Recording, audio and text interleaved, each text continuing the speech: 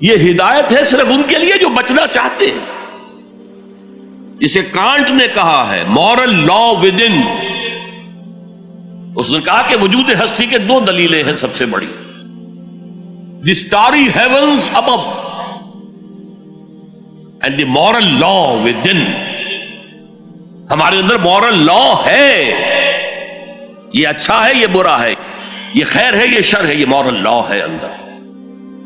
جن کا یہ مورل لا فطرت کی صحت و سلامتی کی بنیاد پر برقرار ہے، جو تمیز کرتے ہیں بھلائی اور برائی میں، ان کے لیے ہدایت ہے.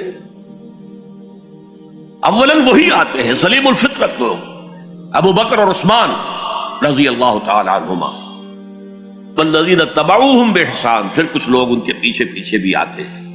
ایک نمونہ دیکھ لیا، کچھ لوگ بڑھ رہے ہیں، یہ دوسرے درجے کے لوگ ہیں. قرآن مجید میں درجہ بندی بیان کی گئی ہے.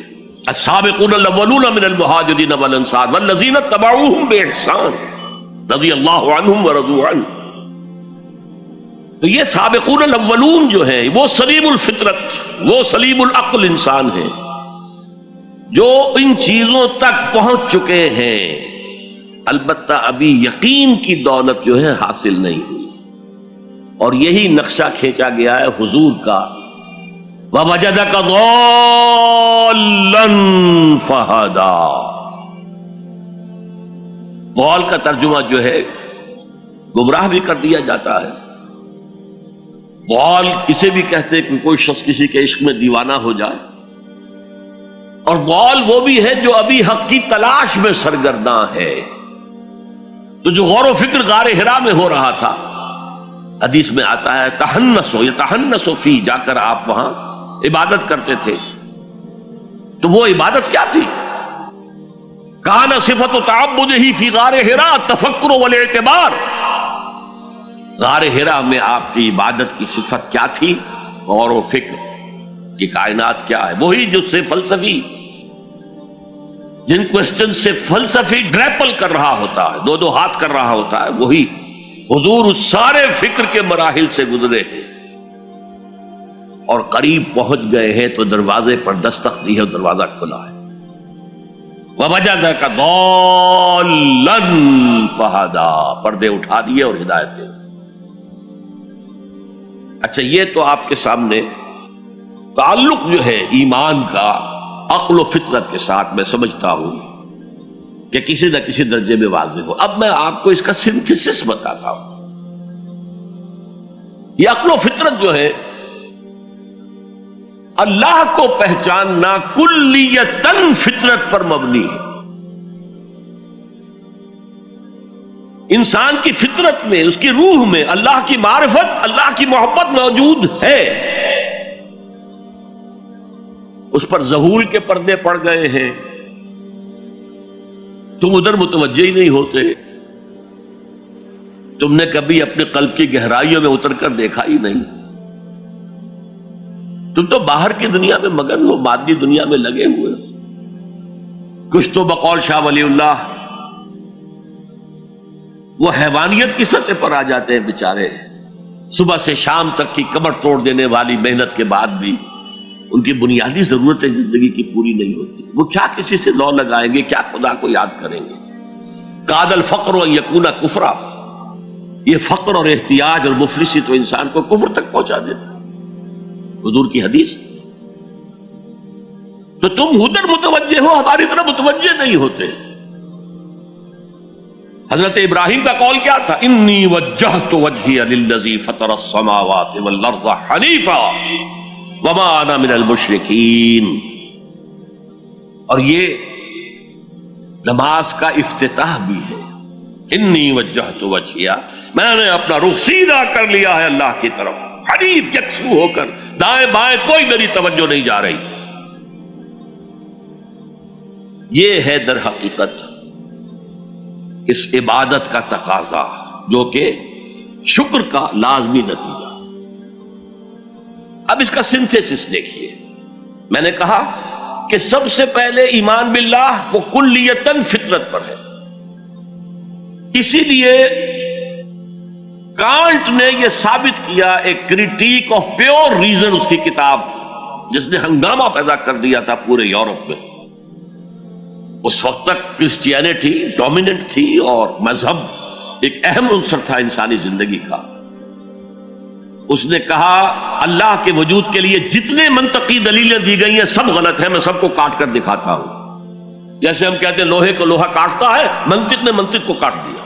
There is no logical reason to prove the existence of God. A critique of pure reason، میں نے کہا تھا pure reason، عقل خالص جو فطرت سے رہنمائی نہیں لے رہی۔ وہ فلسفہ جو ہے اس کی منزل کیا ہے؟ ایگنوسٹسزم یا اسکیپٹسزم، لادریت یا ارتیابیت۔ پھر اس نے ایک کتاب لکھی بعد میں، کریٹیک آف پریکٹیکل ریزن۔ اس نے کہا کہ عملی طور پر انسان اخلاق حسنہ اختیار کر ہی نہیں سکتا جب تک کہ خدا کو نہ مانے۔ یہ نیسیسٹی ہے انسان کو کہ مانے۔ علامہ اقبال نے اس کو تسلیم کیا ہے، کانٹ کے اس دعوے کو۔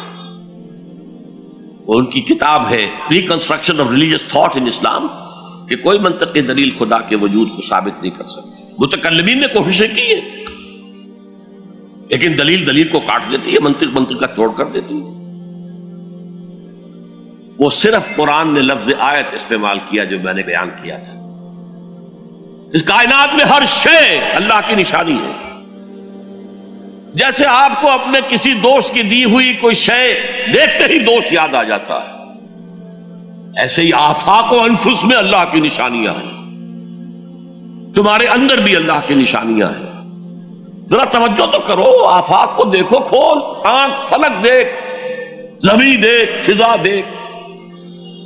افلا ينظرون الى الابل كيف خلقت والى السماء كيف رفعت والى الجبال كيف نصبت والى الارض كيف سطحت فذكر انما انت مذکر۔ کیا یہ دیکھتے نہیں، غور نہیں کرتے اونٹ کو کیسے پیدا کیا گیا، کتنا اپنے ماحول کے ساتھ مناسبت رکھتا ہے، 7 دن نہ کچھ کھانے کو ملے نہ پینے کو ملے، اسے کوئی پرواہ نہیں۔ اس صحرا لقد صحرا کا جہاز وہ دیکھتے نہیں آسمان کیسے بلند کر دیا گیا، دیکھتے نہیں پہاڑ کیسے گاڑ دیے گئے، دیکھتے نہیں زمین کیسے پھیلا دی گئی۔ اے نبی آپ یاد دہانی کرائیے، یہ نشانیوں کی طرف متوجہ کر دیجئے۔ آپ سوائے یاد دہانی کرانے والے کے اور کچھ نہیں ہے۔ آپ کے ہاتھ میں اختیار نہیں ہے کہ آپ اللہ کو منوا لیں، یہ تو تمہارے اندر سے فطرت سے ابھر کر گواہی آئے گی۔ اب دیکھیے اس کے لیے آیت، جسے میں یہ قرآن مجید کی طویل آیات میں سے جیسے آیت البر ہم نے پڑھی تھی، ان فی خلق السماوات والارض واختلاف اللیل والنہار والفلک التی تجری فی البحر بما ينفع الناس وما انزل اللہ من السماء من ماء فاحیا به الارض من بعد موتها وبث فیہا من کل دابۃ وتصریف الریاح والسحاب المسخر بین السماء والارض لآیات لقوم یعقلون۔ یقیناً آسمان اور زمین کی تخلیق میں، رات اور دن کے الٹ پھیر میں، اس کشتی یا جہاز میں کہ جو ایسا سامان لے کر چل رہی ہوتی ہے جو لوگوں کو نفع پہنچاتی ہے، اور وہ جو اللہ نے آسمان میں سے پانی اتارا اور اس سے زمین کو اس کی موت کے بعد زندہ کر دیا، اور زمین میں پھیلا دیے ہر طرح کے جاندار، اور یہ ہواؤں کا چلنا، اور یہ بادل جو مسخر ہے زمین و آسمان کے مابین، ان میں سے ہر ایک نشانی ہے، پہچانو۔ کیا مطلب؟ تم نے کسی مصور کی تصویر دیکھی، تعریف تصویر کی کرتے ہو یا مصور کی کرتے ہو؟ مصور کا کمال ہے، تصویر میں کیا ہے؟ ہاں وہ اپنے منہ سے بول رہی ہے، اپنی زبان حال سے اپنے بنانے اپنے مصور کی تعریف کر رہی ہے۔ تو کائنات کا ذرہ ذرہ اللہ تعالیٰ کی نشانیوں پر ہے۔ شیخ سعدی نے کہا، بڑا پیارا شعر ہے، برگ درختان سبز در نظر ہوشیار ہر ورق دفترست از معرفت کردگار۔ یہ جو سبز درختوں کے پتے ہیں، ایک نگاہ ہوشیار جو کہ ان کی حقیقت کو پہچان سکے، اس کے نزدیک ہر پتا معرفت کردگار کا ایک بہت بڑا دفتر ہے۔ اور آج ہمیں معلوم ہے ہر پتا ایک فیکٹری ہے، فوٹو سنتھسس کا عمل اس میں ہو رہا ہے، سورج کی انرجی کو جذب کیا جا رہا ہے۔ برگ درختان سبز در نظر ہوشیار، ہر ورق دفتر است از معرفت کردگار۔ تو جو آیت میں نے آپ کو سنائی اسے میں نے نام دیا ہے آیت الآیات۔ اتنی آفاقی آیات کسی اور آیت میں جمع نہیں کی گئی جتنا بڑا گلدستہ ہے یہاں۔ ان فی خلق السماوات والارض واختلاف اللیل والنہار والفلک التي تجری فی البحر بما ينفع الناس وما انزل الله من السماء من ماء فاحیا به الارض بعد موتها وبث فيها من كل دابة وتصريف الرياح والسحاب المسخر بين السماء والارض لآیات لقوم یعقلون۔